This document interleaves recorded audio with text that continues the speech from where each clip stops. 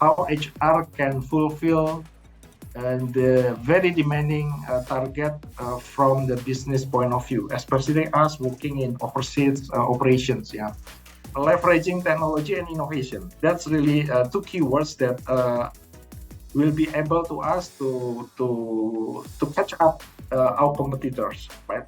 The organization, how capable our organization can answer or catch up in the business need.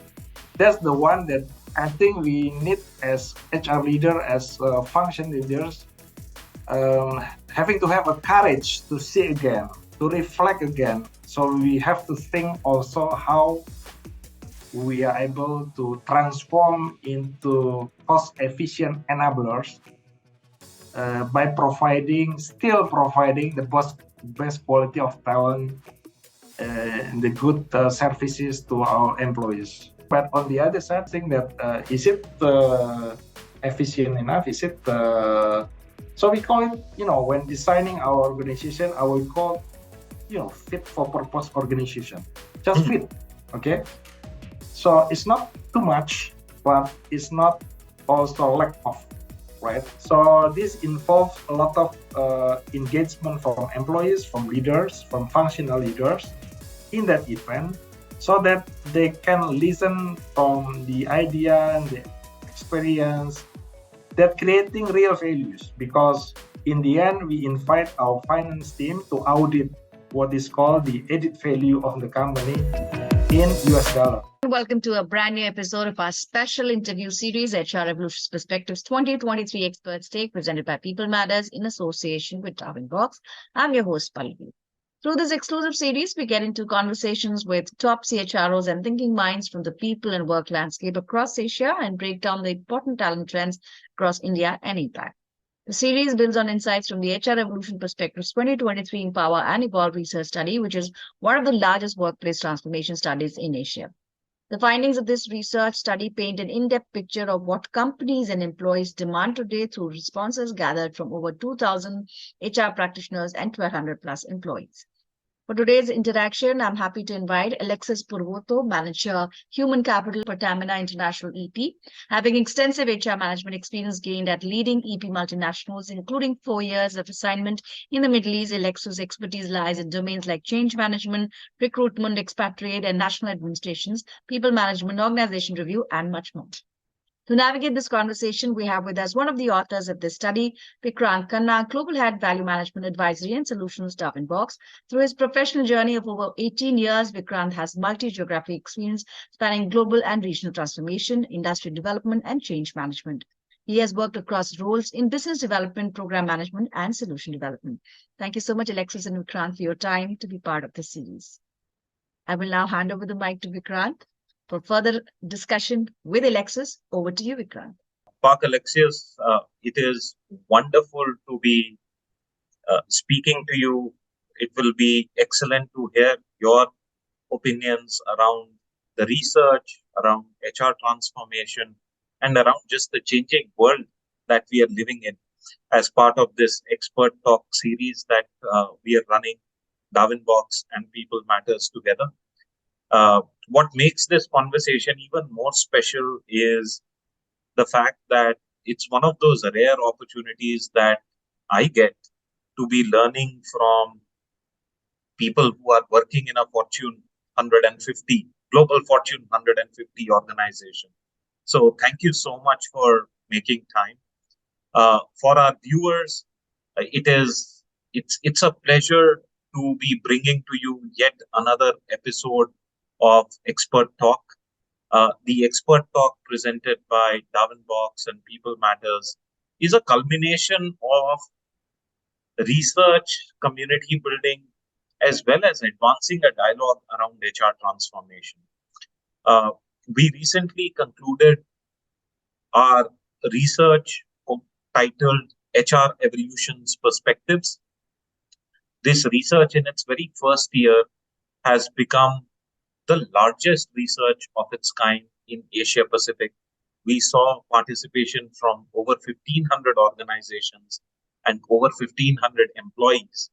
And the topic was really to understand what is the changing landscape of business How is it impacting how HR responds?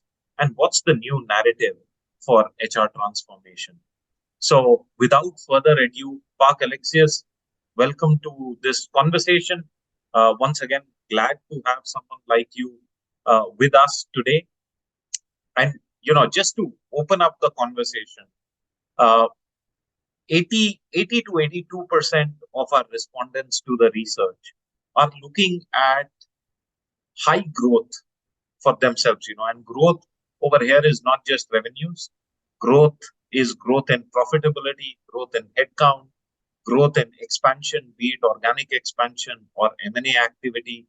I wanted to get a sense from you, if we think of Pertamina and your role, how are you seeing the organization scale up over the next 2 to 3 years? Yes, thank you, Bafikran, for this opportunity for sharing, exchange sharing, I would say, because that's also a great opportunity for me to read your survey. Yeah, that's very interesting for us as practitioner in oil and gas business. So as you mentioned before that as part of 14 500 global listed, of course, the main drivers for us, especially because we are working in upstream business. As you know, upstream normally generate revenues as the most significant one in oil and gas business. So, and you understand that the oil and gas business is, a major business, meaning twofold, right? Major in terms of sustainability, but secondly, also the challenge because in Indonesia, we have, we are still to have find a new reserves and to produce more. But in my company, which is Pertamina International Exploration and Production, the need is even more because we have to be able to achieve not only maintaining the baseline of our objective, but also to improve. So it was interesting to see that one of the main point in Asia is M&A. Exactly, that's we are going to do with M&A because we are now operating in 12 countries, and the region is from Asia up to West Sahara, including also in Europe, because we also having participating or shares up to 70% of French oil company, which is operating in Africa regions and also in some part of the America, South North America. So that's interesting, connecting your question, how HR can fulfill the very demanding target from the business point of view, especially us working in overseas operations. Yeah. So this is quite challenging because as other national oil companies, because there are also private oil company and we are working for national oil company, there are many angles you can see, but still the main idea is the business driven. So expanding and optimizing our overseas operation is the main target and the main bottom line. And then, like you said, leveraging technology and innovation. That's really two keywords that will be able to us to catch up our competitors, right? And of course, as in my domain, which is HR or human capital, keep developing our assets of human in terms of talent, in terms of competence, and in terms of, you mentioned about employee engagement, or EX that you now quite used to be the term that quite new for us, but that's more or less we are trying to catch up, meet the business objective that we're having. So I think it's kind of opening that for us, for both of us to understand the context that we are diving through. Thank you, Park. And it's really interesting to hear you talk about the business. Usually we see, there's business, there's HR, but the passion and the interest with which you talk about the growth of Pertamina International, it almost feels like I'm talking uh, to someone who's a business leader, not just someone who's an HR leader. So kudos to you, Parth. Uh, you spoke about international expansion, growth, focus on innovation, talent development. Parth, interestingly, when we interviewed, we had about 350 CEOs also who participated in our research. And if I look at it from their lens, the biggest people risks that they see when it comes to meeting their business targets is really around critical uh, gaps in capability of critical roles. So as you think of expanding, I'm sure that as a national energy and natural resources major, I'm sure that you would want to actually send out expatriates and also drive local employment in whatever parts that you expand to. So I'm interpreting this.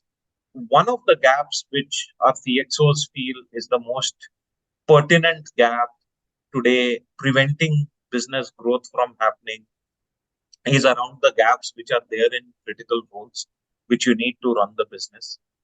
The other gap which comes up, and interestingly, it will be very interesting to hear your perspectives on this, is how do we build a talent pipeline? And particularly at the leadership level, how do we build a leadership pipeline which is equipped to handle a diverse workforce, to handle a multi-generational workforce, which is the second risk which they see.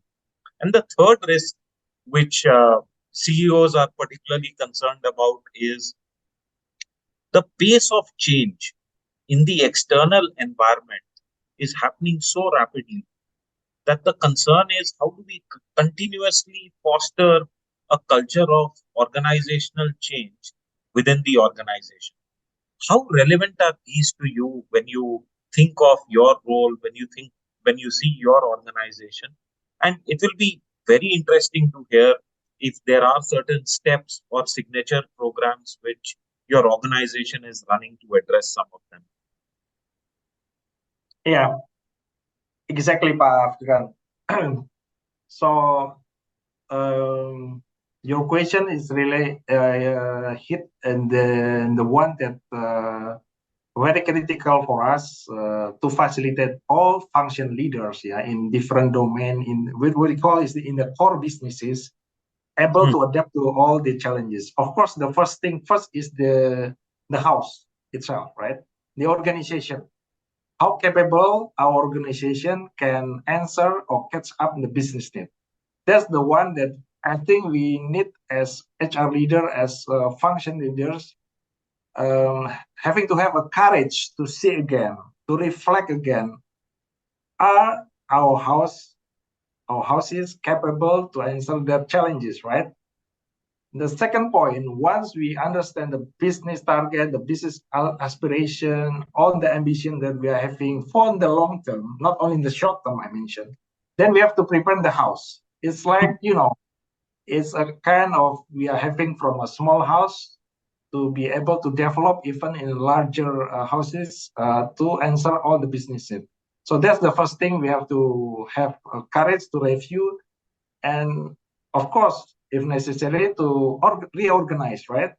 To rearrange the rooms, the living rooms, what is the size, etc. Now, the second important point is not only preparing the house, but also the people inside, right? The correct talent, the right person in the right position. So this is even more challenging in today's situation where the competitiveness now is very strained and specific talent in oil and gas, if you know, quite limited. And it takes a lot of years to get someone specialist or expert in one domain. For example, in subsurface, we need maybe more than 10 years for someone to be able just to click to understand quickly, analyze that this is potential, this is not potential, right? So it needs a lot of years, not just education, good education, but also the experience in that position. So that's really important to find the good talent. In this case, we try to answer by, of course, the mapping. One is we understand the mapping of our people, we see the gap. From the gap, we move to the second one step in HR, which is developing them, suited for the critical roles. You mentioned about critical roles, right? Not only the structural position, the leaders, but also the key position in because we are working with many specialists, with many experts, from subsurface in finding the right reserve, not only water but oil and gas inside, right? And also transferring from what inside, proving that it is correct, drilling, for example. It is okay if we are working in Sahara Desert because maybe it's okay, but we are also having assets in deep offshore.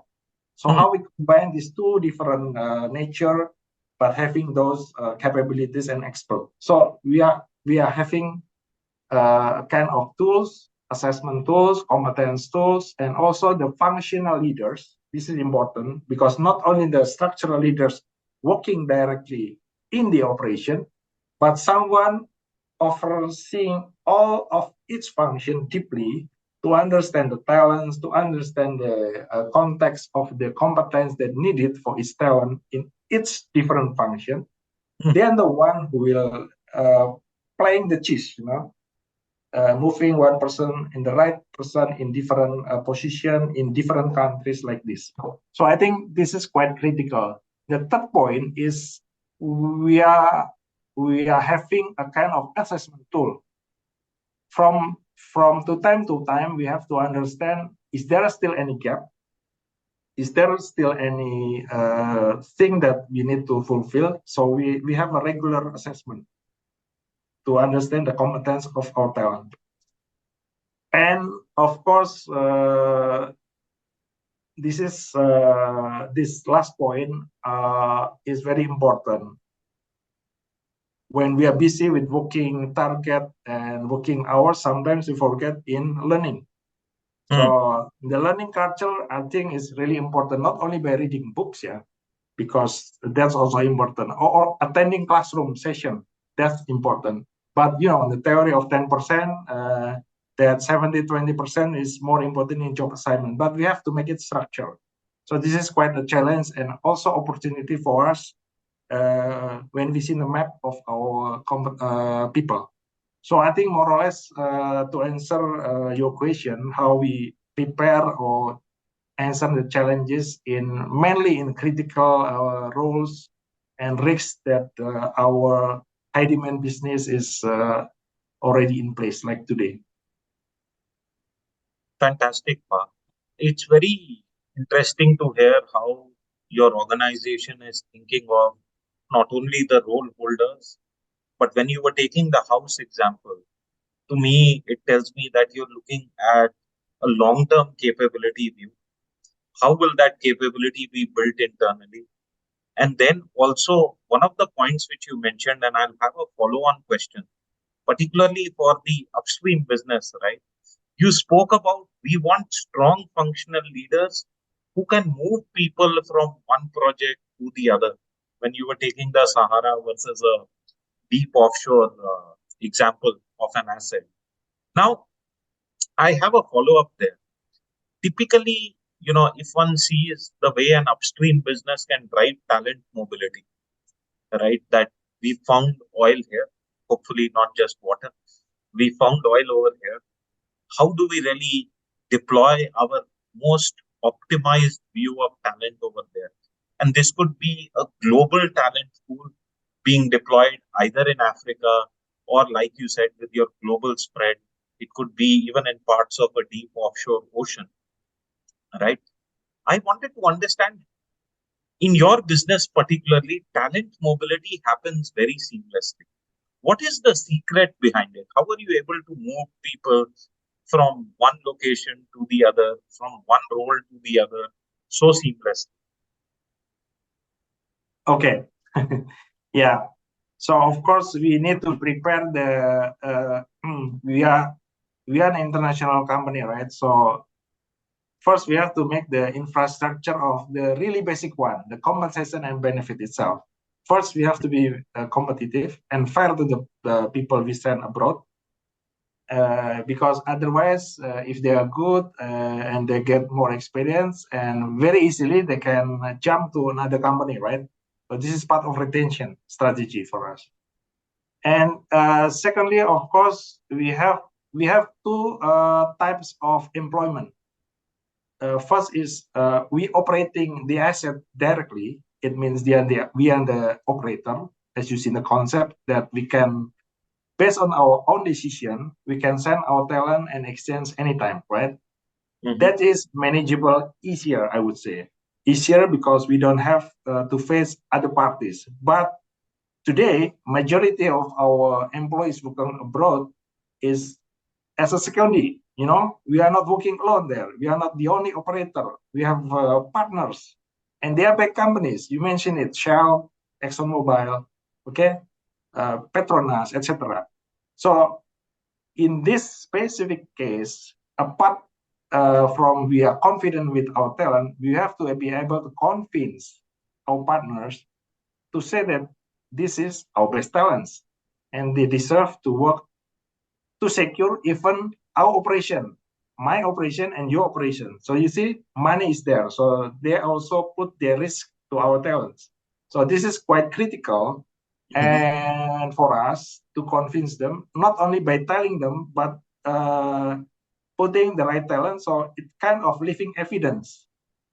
Now it's for us, the proof is becoming greater because recognition coming, for example, even because once they are secondary, normally we don't really get in touch with them, right? They are working with main operators. Sometimes we are just partners. It's not Pertamina the main operator. So they are the one who tell us that, look, your team is not only expert, actually, he's already in manager level. He's able to manage the people and he's really good on site. Okay, for example. So they ask us to promote them, not to us, but they are the one who promote. So this is quite interesting. So the seamless talent mobility is not only in one side for us, but two sides. Inside, we have to be able to prepare the best talents to be sent abroad. The other side is we have to be able to convince to our partners that we are sending our best talents. So basically, that's the simple but quite challenging action that we are doing from time to time. Yeah, you call it simple park, but I'm sure there are several complexities, and we can probably have like Sure, yeah. episodes just on how to drive talent mobility. A few Sure. of the recaps which I'll do for our viewers. Park Alexius started off by saying that the thinking around compensation benefits has to be completely fair and equitable. Because if you want talent to move, they are spending time away from families, they're spending time away from their home country. So as we think of relocating them, one's got to put this basic in place. The other element which Park you spoke about was really around mobility as a means to career growth, where someone may be working as an expert, but you are so open to feedback that hey, this person is not just an expert, but is already operating at a manager level. So these two, I think, were very important takeaways. Of course, the complexity that in a setup like yours, you are not only working with your own talent, but also working with the talent of partners makes it far more interesting. So I can think how exciting your role would be when a new asset or a new location is being opened up, and there is need for putting in people over there. So only can imagine.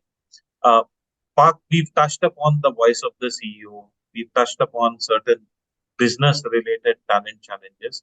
Now let's start moving towards HR. Uh, one of the one of the findings from our research is that the new narrative of HR transformation is moving away from HR transforming itself to make its life easier. Rather, now when HR transformation happens, it is keeping the employees at mind, it is keeping the needs of the business at heart.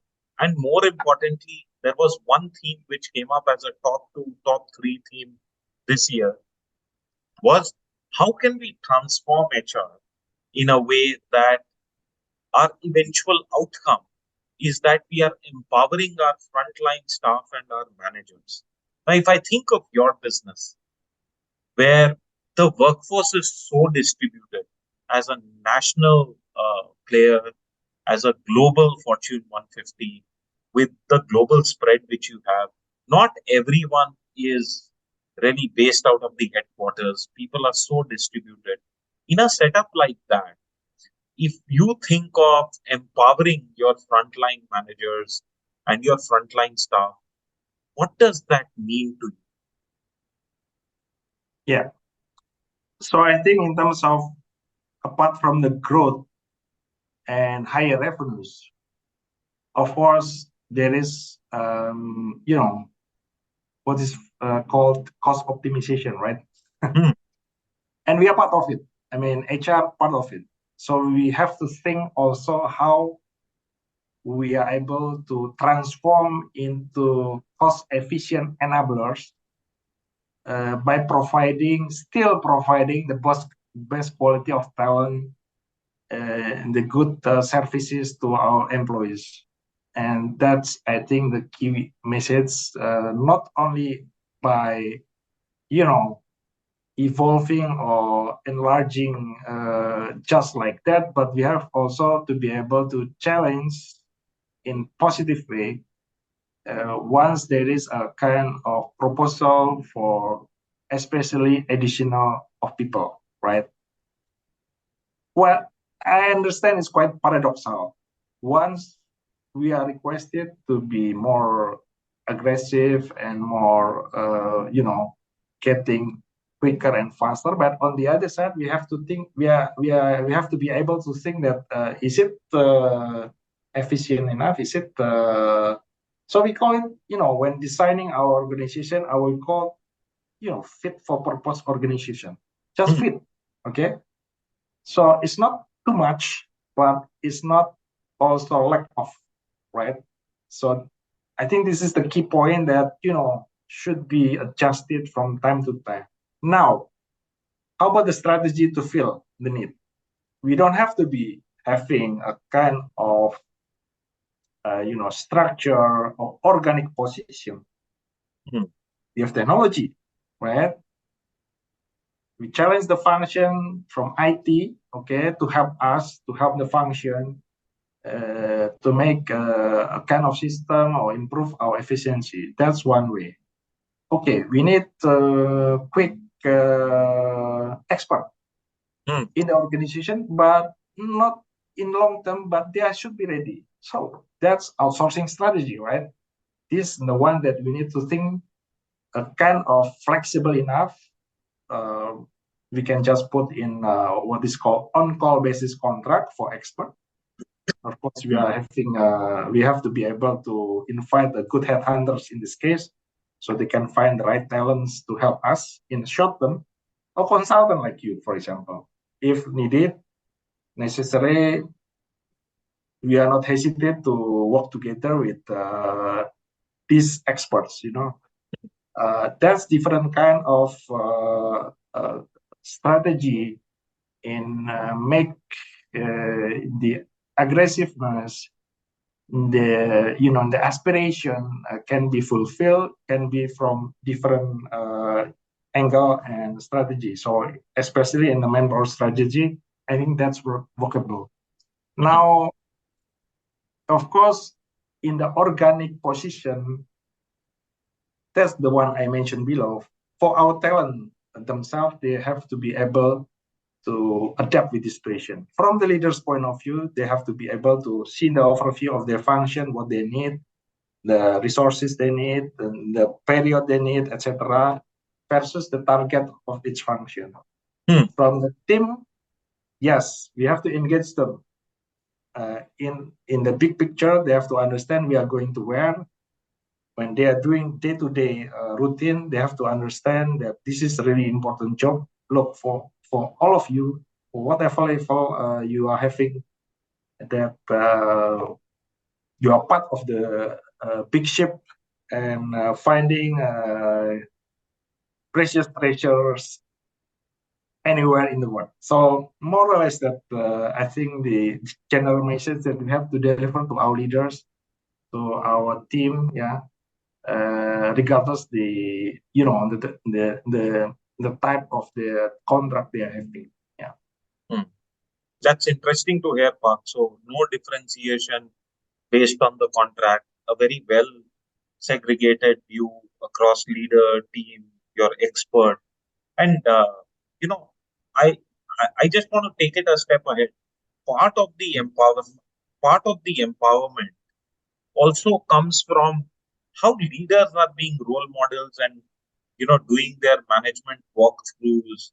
How are leaders actually coming down to the level of the employee and giving them comfort that that this adaptation that needs to happen. You spoke about adaptability.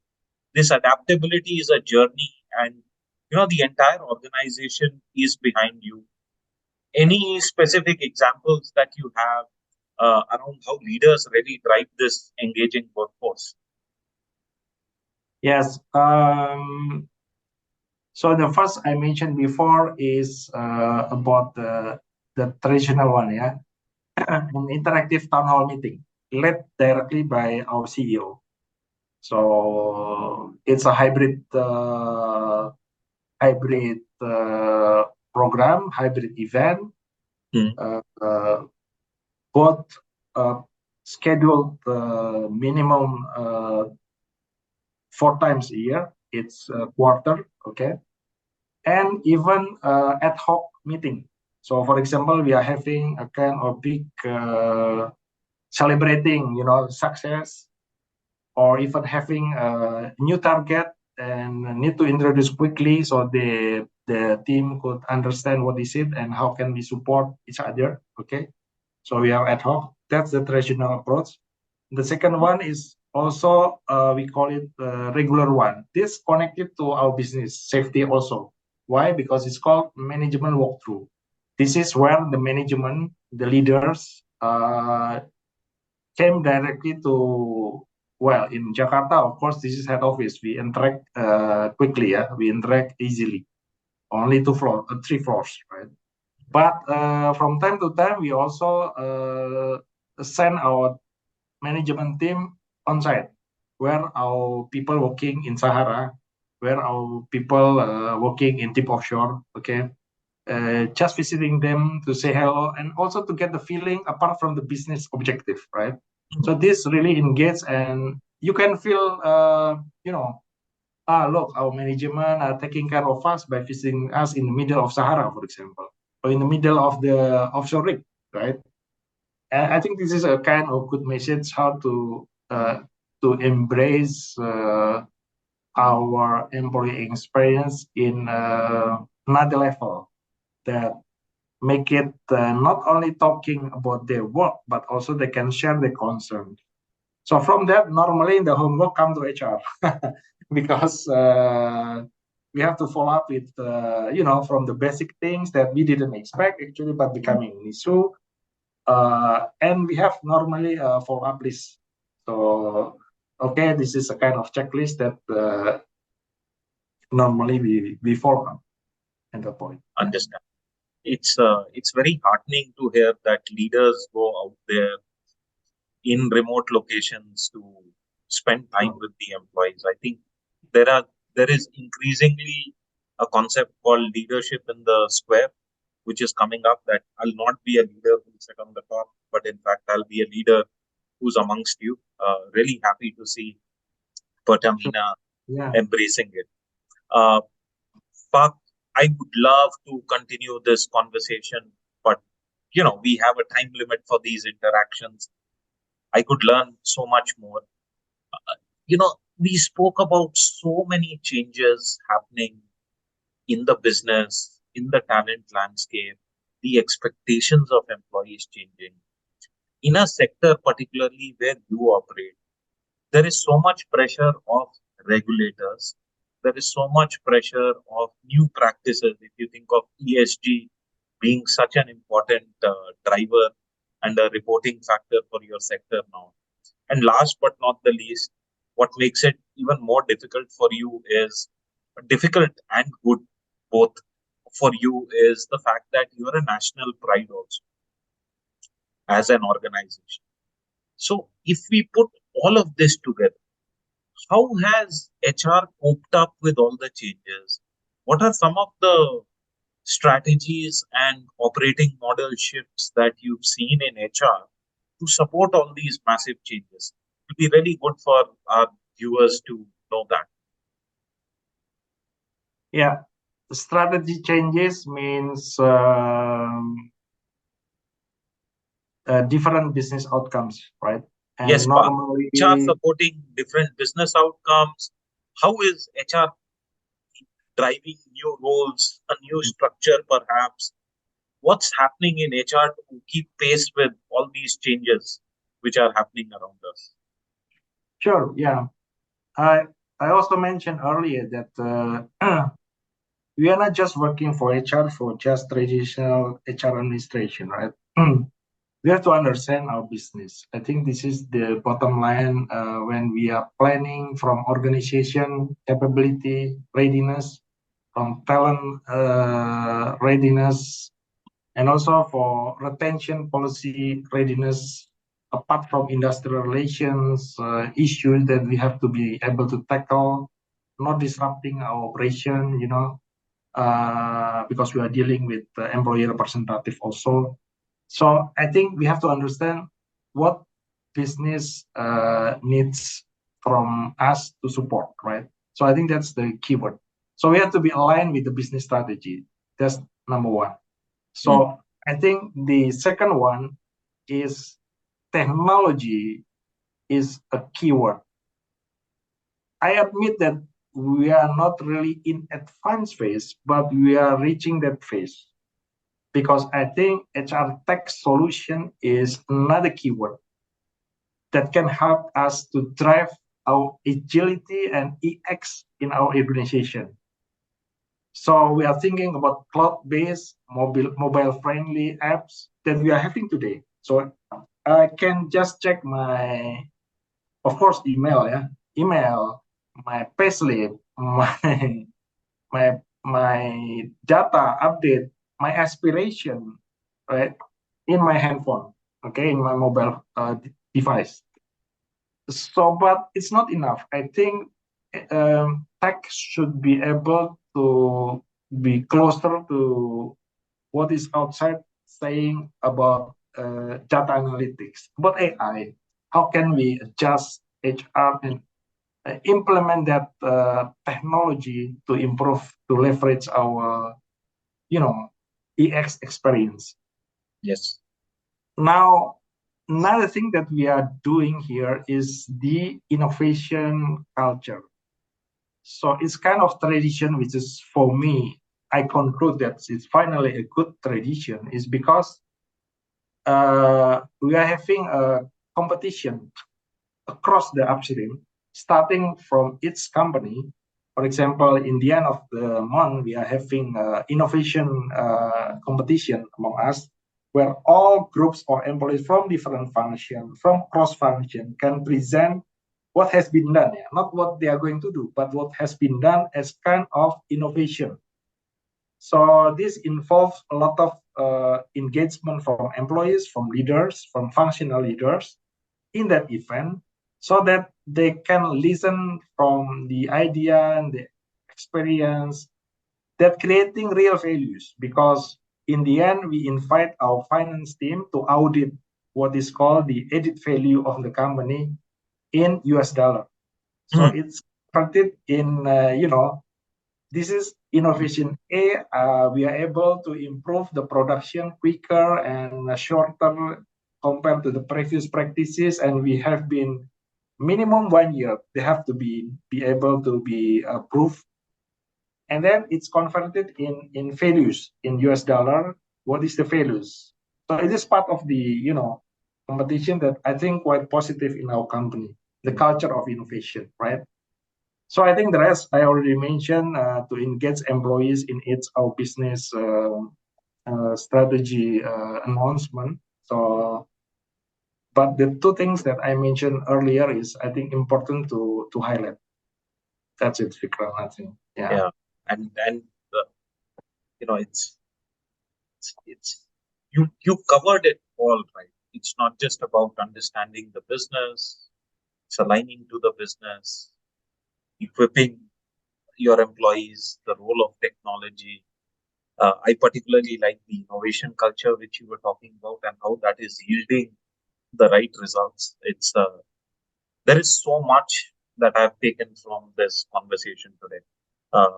Thank you so much, Park, for spending time with us. Thank you so much. It is also coming to the close of the year, so this is one question which I'm asking all the HR leaders that I've been interviewing. What is the one thing which you look forward to the most in 2024? What? Say again, 2024? What is the one thing which you look forward to the most in 2024? Yes. In terms of our business, I think 2024